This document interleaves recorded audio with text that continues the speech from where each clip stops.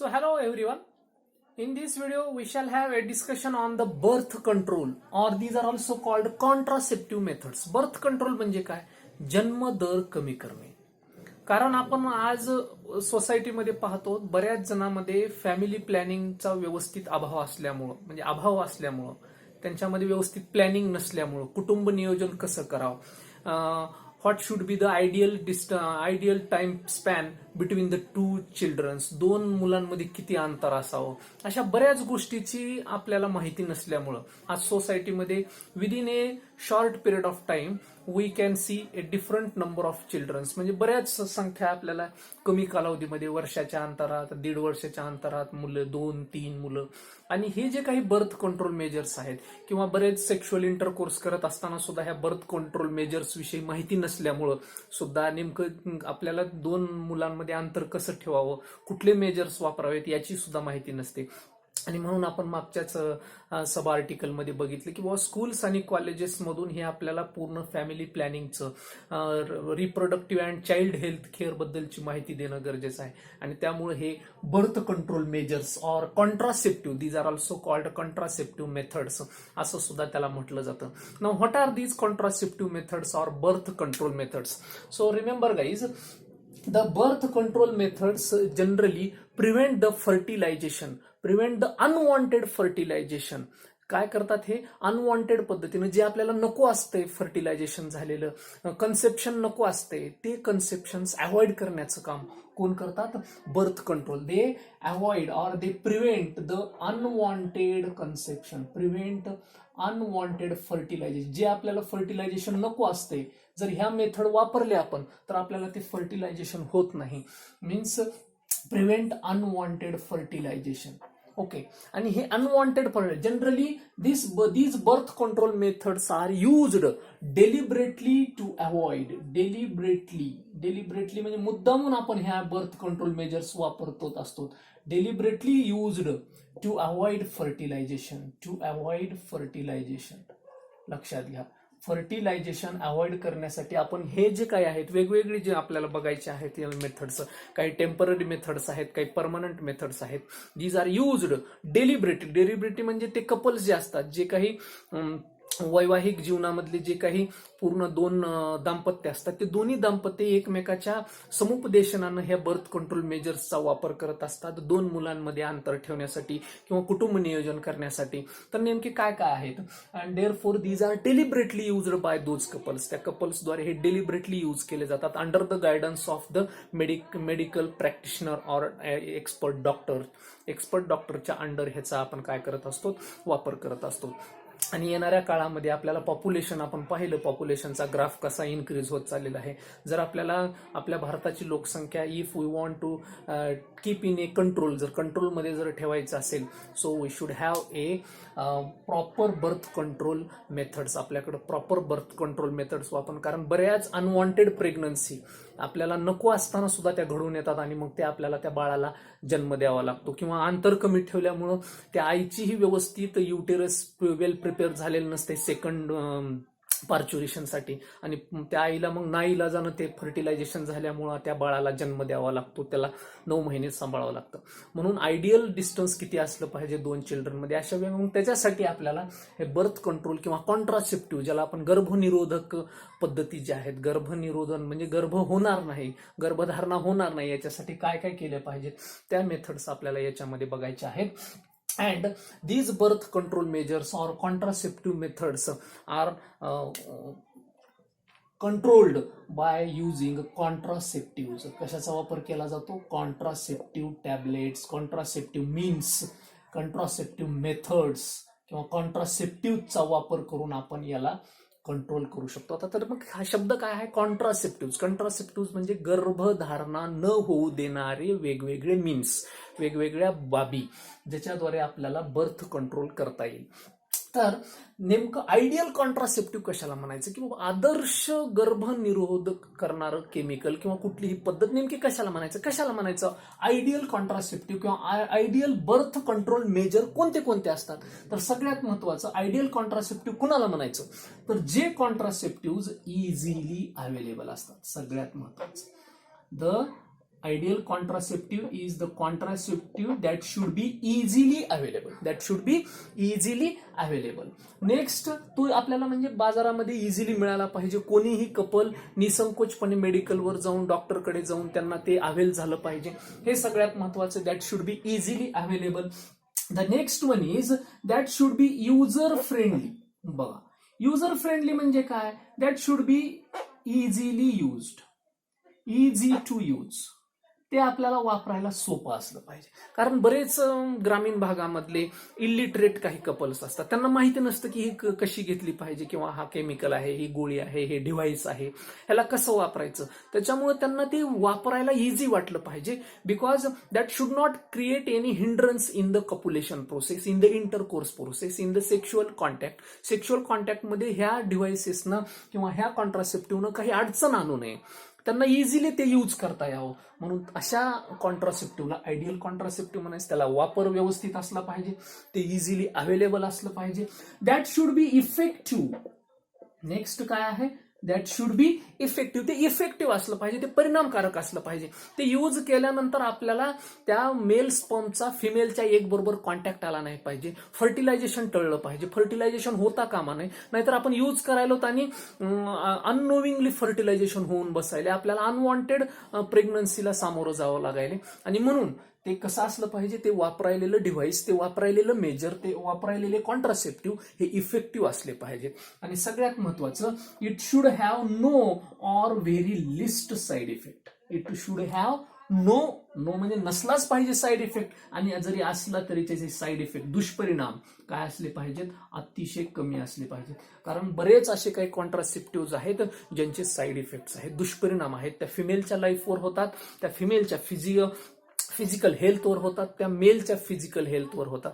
आणि म्हणून असे कमी साईड इफेक्ट असणारं कॉन्ट्रासेप्टिव्ह, गर्भनिरोधन करणारं, गर्भधारणा होऊ न देणारं, ज्याला आपण कॉन्ट्रासेप्टिव्ह म्हणतो, बर्थ कंट्रोल मेजर्स म्हणतो, ते एवढे असले पाहिजेत. इझिली अवेलेबल असले पाहिजेत, युजर फ्रेंडली असले पाहिजेत, म्हणजे इझी टू यूज असले पाहिजेत.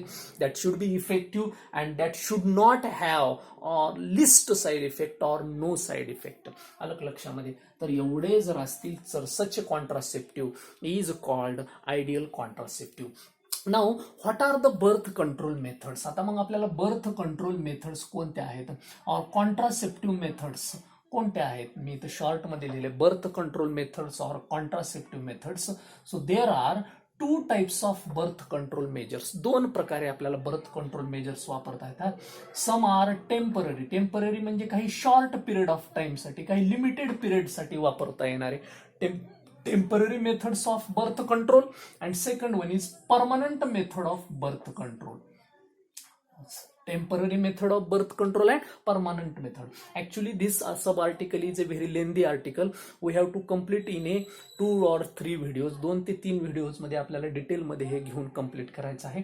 So the temporary methods of birth control. काय काय आहेत टेम्पररी मेथड्स ऑफ बर्थ? म्हणजे काही विशिष्ट काळापुरत्या वापरून आपण तेवढ्या कालावधीपुरता आपण ही होणारी प्रेग्नन्सी टाळू शकतो, होणारी गर्भधारणा टाळू शकतो. अशा कोणत्या टेम्पररी मेथड्स आहेत? तर बघा, the first temporary method is natural method. Natural method, or that is also called safe period. That is also called safe period. Okay. The first temporary method is natural method or safe period. The second one is coitus interruptus. Coitus interruptus. Coitus interruptus. Or this is also called withdrawal of penis. Withdrawal method or withdrawal of penis. Withdrawal of penis. ती एक बघायची आपल्याला temporary method मध्ये. The third method is LAM, means lactational amenorrhea.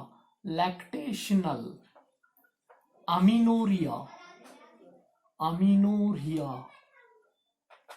method. Lactational amenorrhea method means we can say in other language absence of menstruation.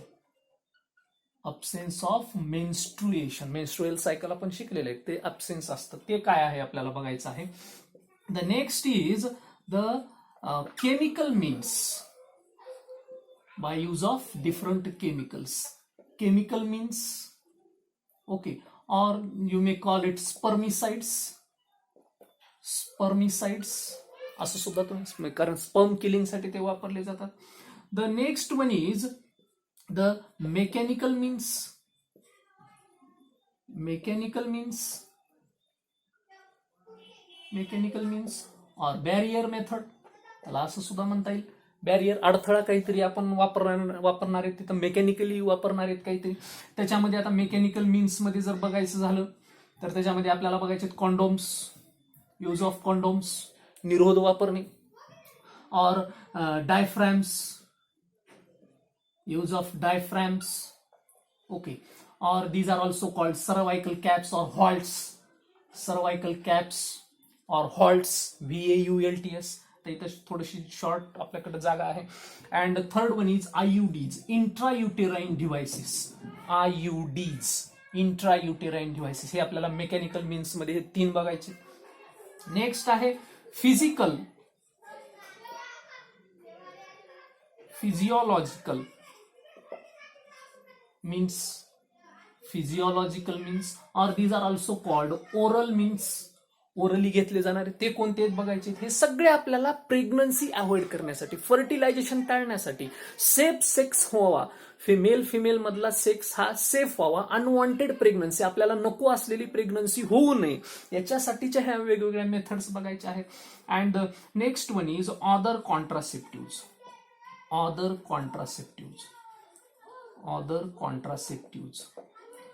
These are also called implanon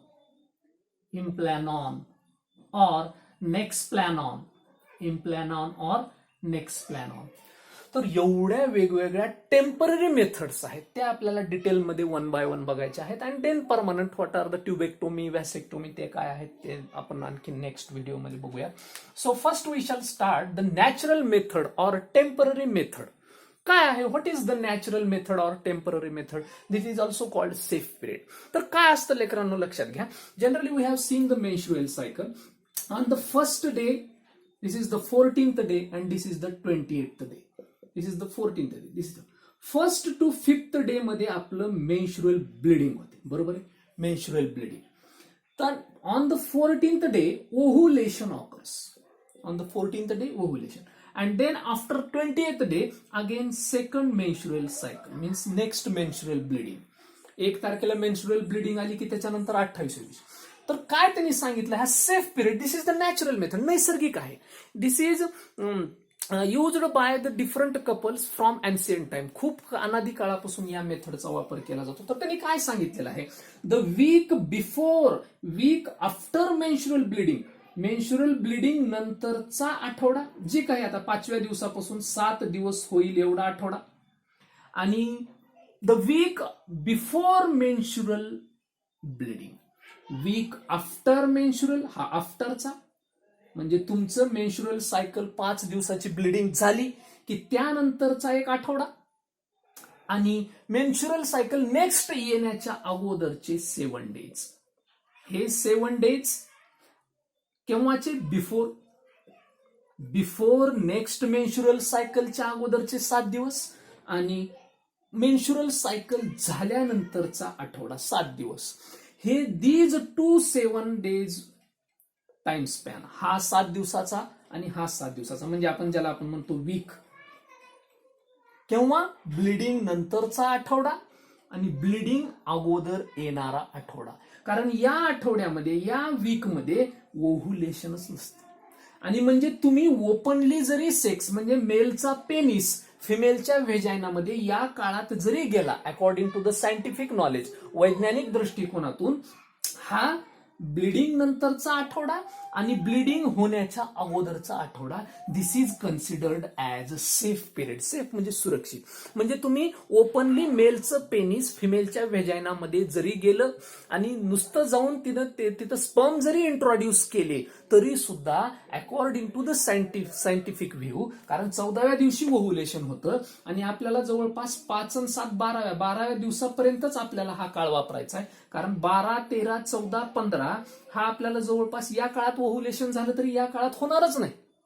हा safe period आहे. म्हणजे या काळात जर तुम्ही मेलचा female बरोबर जर क्वायटस झाला, इंटरकोर्स झाला, तर तुम्हाला स्पर्म जरी मध्ये एंट्री केली तरी तिथं काय अवेलेबल नाही, ओव्ह्यूम अवेलेबल नाही.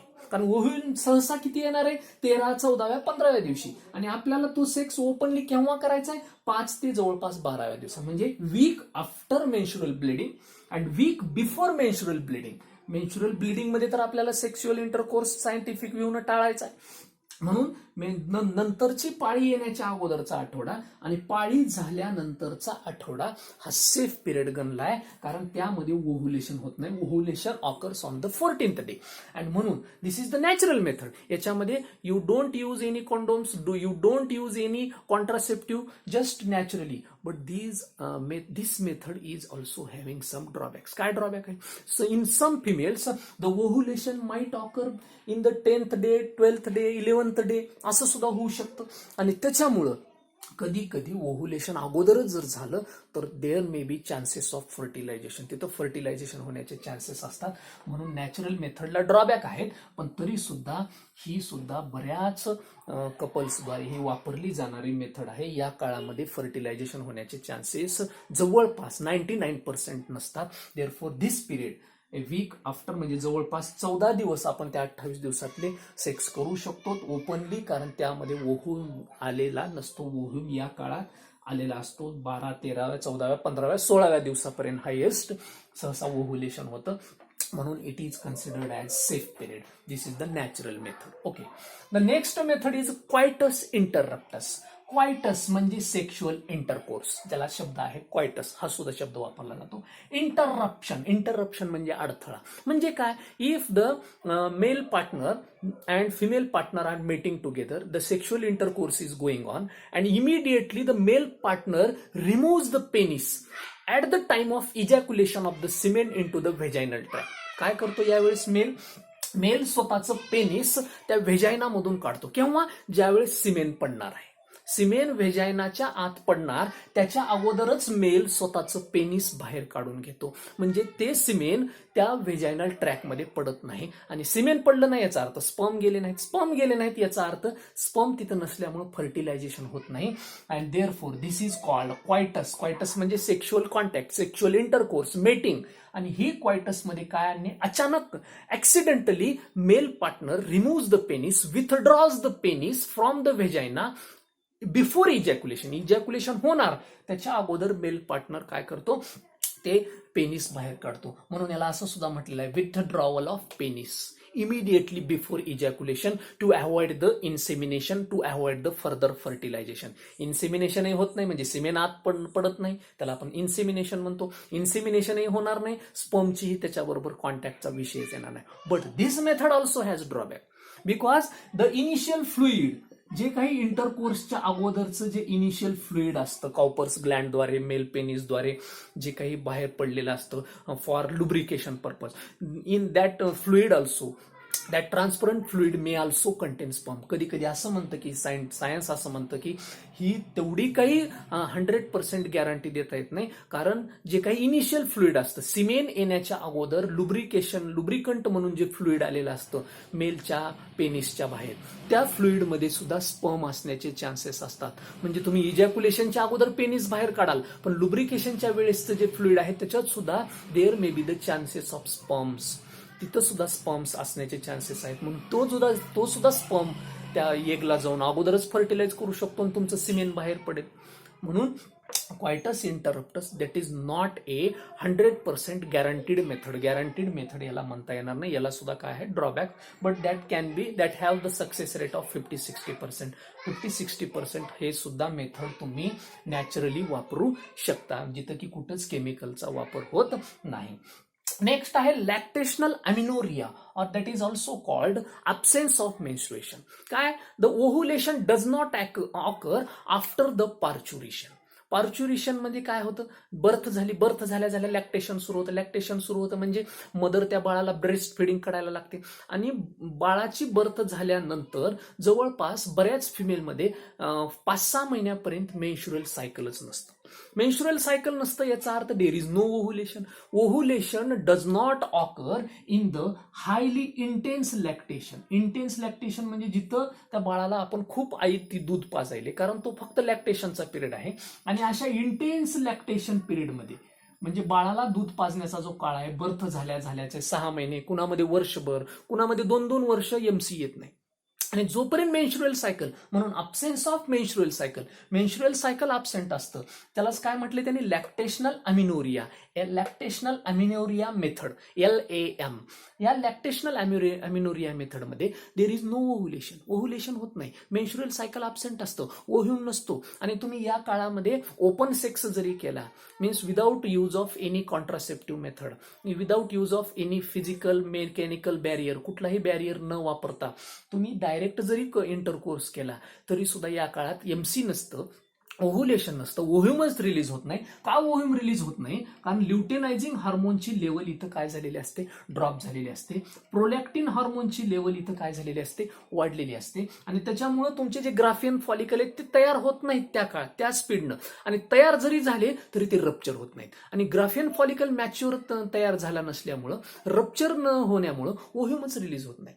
मग काही महिलांमध्ये त्या बाळाची जन्म झाल्यानंतर 5-6 महिन्यानंतर एमसी येते, काही मध्ये आफ्टर 1 इयर नंतर येते. In some that may abnormally extend up to 2 years, 2 वर्ष काही जणाला बर्थ झाल्यानंतर, बाळाचं जन्म झाल्यानंतर त्या महिलांना एमसी येत नाही. आणि म्हणून दॅट पिरियड लॅक्टेशनल अमिनोरिया मेथड, लॅक्टेशनल म्हणजे दूध ब्रेस्ट फिडिंग. आणि म्हणून जी महिला बाळाला जास्तीत जास्त ब्रेस्ट फिडिंग करेल तेवढी तुम्ही नेक्स्ट एमसी हे टाळू शकता. अलग लक्षामध्ये, ब्रेस्ट वे सायन्स असं म्हणतं की breast feeding is the best way to avoid the MC. Menstrual cycle जर तुम्हाला टाळायचं असेल तर ब्रेस्ट फिडिंग, ती पण ब्रेस्ट फिडिंग मध्ये सगळ्यात महत्वाचं आहे सक्लिंग इंटेन्सिटी म्हणजे काय, तुमचं बाळ कोणत्या इंटेन्सिटीनं ते ब्रेस्ट फिडिंग करतं.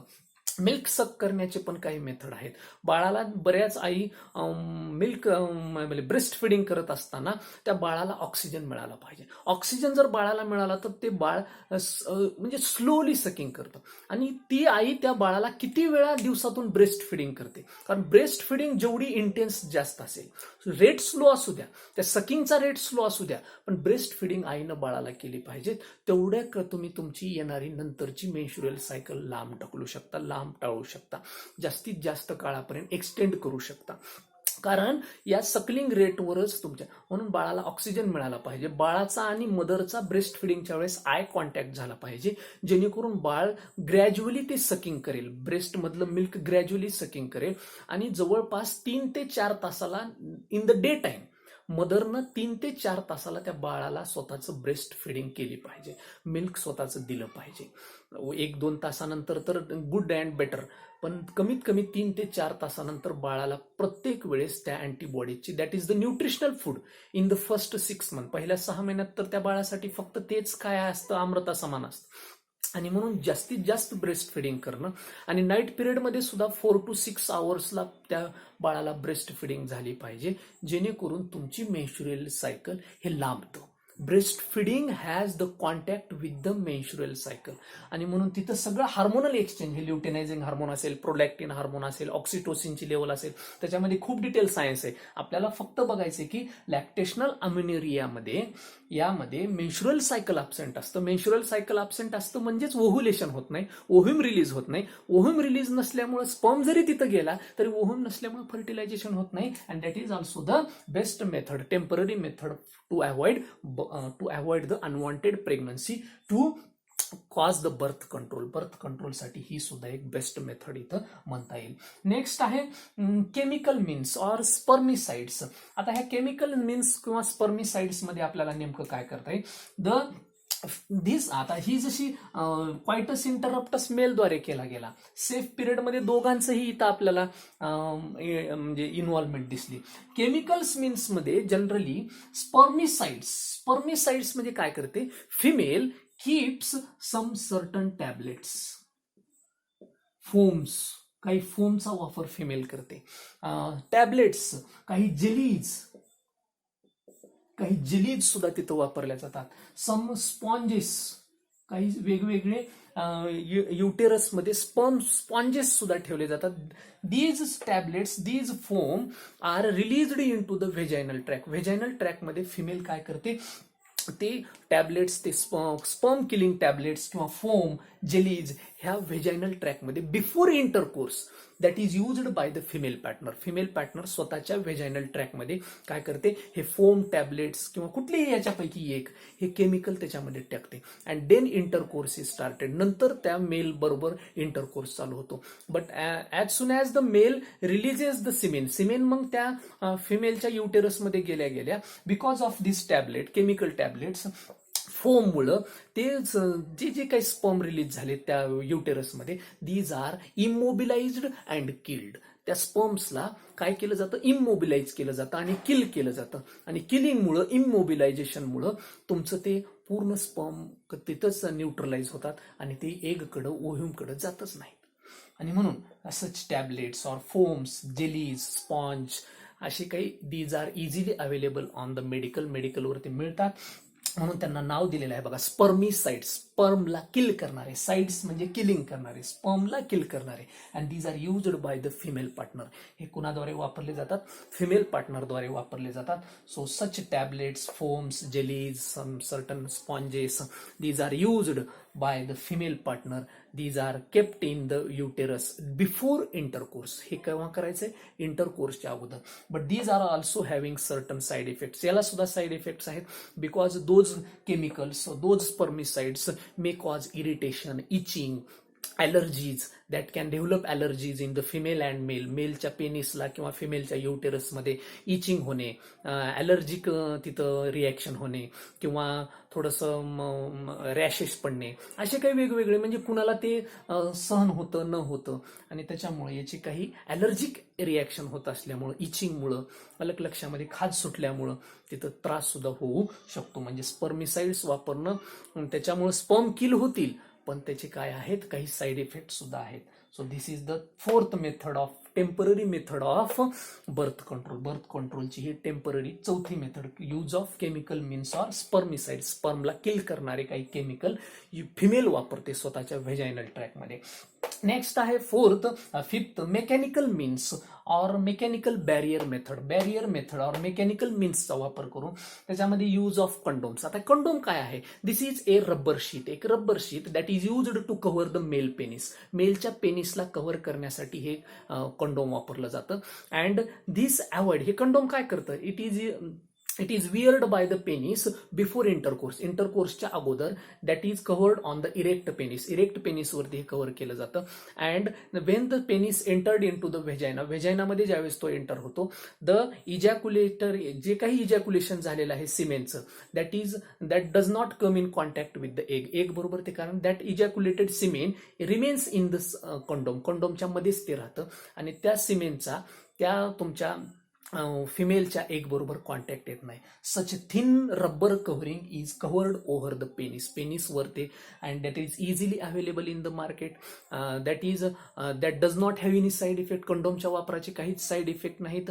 Also government is supplying with free of cost. कुठलीच गव्हर्नमेंट सुद्धा तुमच्या गव्हर्नमेंट जे काही दवाखाने असतात, सरकारी रुग्णालय, त्याच्यामध्ये सुद्धा तुम्हाला ते इझिली अवेलेबल आहेत. फुकट शासन वाटायले, कारण कुटुंब नियोजनावर शासन खूप खर्च करायला, आपल्याला पॉप्युलेशन कंट्रोलमध्ये ठेवायचे आहे.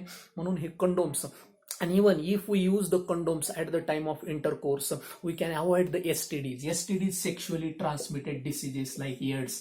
आपण एसटीडी मागच्या व्हिडिओमध्ये बघितले. सेक्शुअली ट्रान्समिटेड डिसीजेस जे असतात, एड्स आहेत किंवा वेगवेगळे काही गोनोरिया सारखे, सायफिलिस सारखे काही संसर्गजन्य आजार आहेत जे मेलला असतात ते फिमेलला होण्याचे चान्सेस असतात जर ओपनली सेक्स केला तर असे काही एसटीडी, सेक्शुअली ट्रान्समिटेड डिसीजेस, त्याच्यामध्ये सगळ्यात महत्वाचा HIV म्हणजे एड्स, तो सुद्धा आपण कंडोम यूज केला तर टाळू शकतो. तर ती आहे मेकॅनिकल मीन्स मधलं पहिलं बॅरियर म्हणजे अडथळा.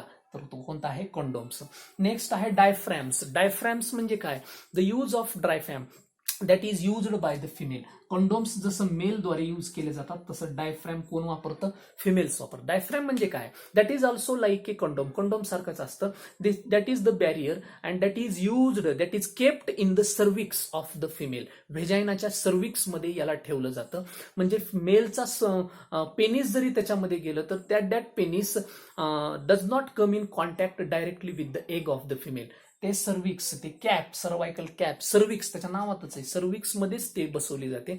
आणि तिथं जरी इजॅक्युलेशन झालं मेलचं, त्या सिमेनचं, तरी सुद्धा ते सिमेन तुमच्या एगच्या कॉन्टॅक्टमध्ये येत नाही, कारण तिथंच ह्या सर्व्हिकल कॅपमध्ये, ह्या डायफ्रॅममध्ये दीज स्पर्म्स आर ब्लॉक्ड, स्पर्मला तिथंच ब्लॉक केलं जातं. आणि नंतर ती इंटरकोर्स झाल्यानंतर, सेक्शुअल मेटिंग झाल्यानंतर ती कॅप काढून, जसं कॉन्डोम काढून टाकलं मेलनं, तसं फिमेल ती कॅप काढून टाकू शकते. So that is the use of diaphragm. तर हा डायफ्रॅम सुद्धा वापरता येतो. Use of condom, we can use condom by the male. Diaphragm म्हणजे हे सगळे काय आहेत, बॅरियर. बॅरियर म्हणजे अडथळा, त्या स्पर्मचा त्या एग बरोबर कॉन्टॅक्ट नाही झाला. The physical contact between sperm and egg is avoided by this barrier. ह्या अडथळ्यानं काय केला जातो, स्पर्मचा आणि एगचा कॉन्टॅक्ट. मग यूज ऑफ कंडोम असेल, यूज ऑफ डायफ्रॅम असेल, आणि डिटेलमध्ये आपल्याला बघायचं आहे, कारण व्हिडिओची लेंथ खूप मोठी व्हायली, तो मध्येच कुठेतरी स्टॉप होईल. आययुडीज, इंट्रायुटेराइन डिव्हाइसेस काय काय आहेत, फिजिओलॉजिकल मीन्स ओरली काय काय टॅबलेट घेतल्या जातात, अदर कॉन्ट्रासेप्टिव्ह, याला सुद्धा जवळपास एक अर्धा तासाचा व्हिडिओ लागणार आहे आपल्याला. दॅट आययुडीच्या नंतरचे जे काय आहे, that we shall discuss in the next video. Hope you understood all these temporary methods, natural methods, coitus interruptus, lactational amenorrhea म्हणजे जन्मानंतरचा जो ब्रेस्ट फिडिंगचा काळ आहे, त्या काळामध्ये एमसी नसते, त्यामुळे ओव्हुलेशन होत नाही. Next, chemical means, use of स्पर्मिसाइड्स, mechanical means or barriers, त्याच्यामध्ये दोन महत्वाचे आहेत.